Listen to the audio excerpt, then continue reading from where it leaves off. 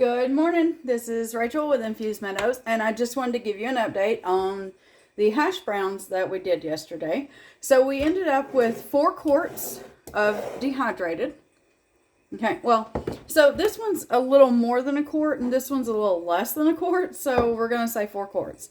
I've left headspace in each one so that I can turn these for the next week. I will be giving them a little shake, turning them, twisting them, to make sure I don't see any clumping, I don't see any moisture in my jar, and I don't see them sticking to the glass. If they stick and I give them a little shake and they don't fall, I've got moisture, which just means I need to put them back in the dehydrator. And I'll do that with each jar. You do that with anything you dehydrate. Some people give it a day. I like to wait a week. Better safe than sorry, because there's nothing worse than not catching something. And let's just say it takes it 48 hours to make an appearance in your jar, but you put them on your shelf after 24, so when you go to use them, you'll find that they're not viable. I'm just throwing that out there. We also ended up with 1, 2, 3, 4 of, I did these in 8-ounce portions, so 4 8-ounce bags and 1 that was a 3.4-ounce bag of, these are the frozen ones. So that's what I got out of all of my work yesterday. Now, these will stay good in the freezer for at least a year. But if you see that, if you're using these vacuum seal bags, if you see the air has released, first of all, that means you might want to get yourself a new vacuum sealer. It shouldn't allow that to happen. And second of all, you'll want to use that as fast as you can before ice crystals start to develop. Obviously, ice crystals do not mean that something's bad. It just means that, you do have a window, or else you're going to lose all your flavor and you're just going to taste ice or water, whatever. You're going to have no flavor, okay?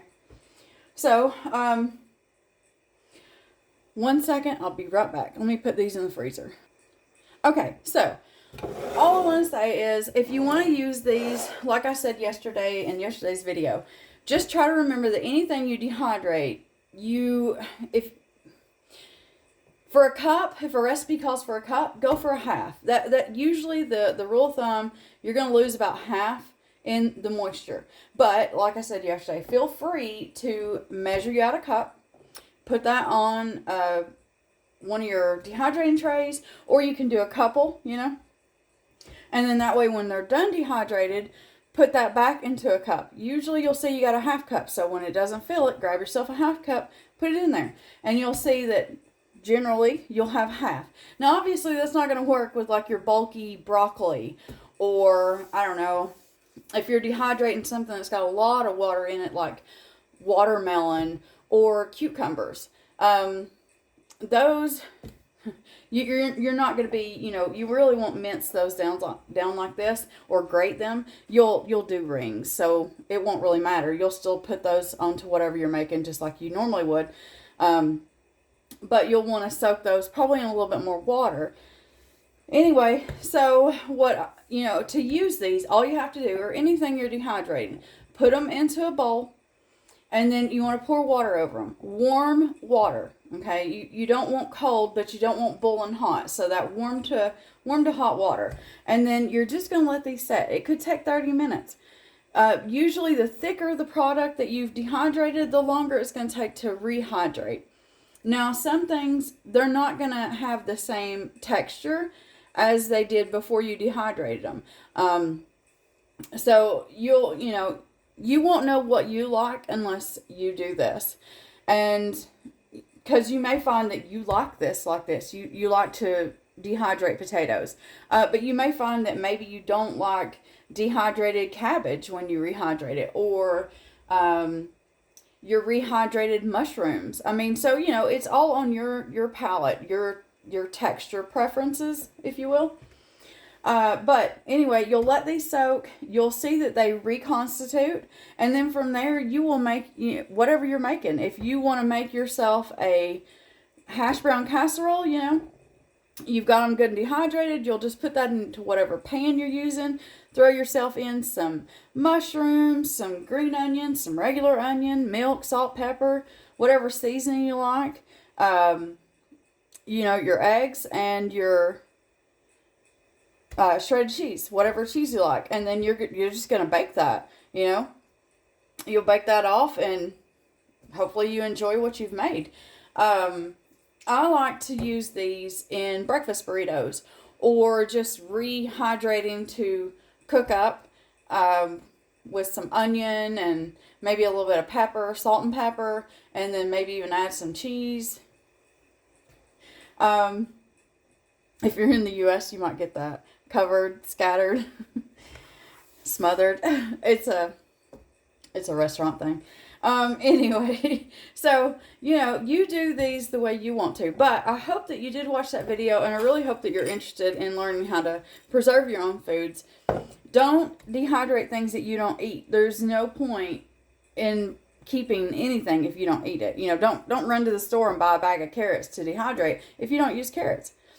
Now, don't get me wrong. When I make my bone broths, whether it's chicken or turkey or beef, I like to use the dehydrated stuff because you're not really losing any of the nutritional value in any of your foods, whether it's spinach, broccoli, cabbage.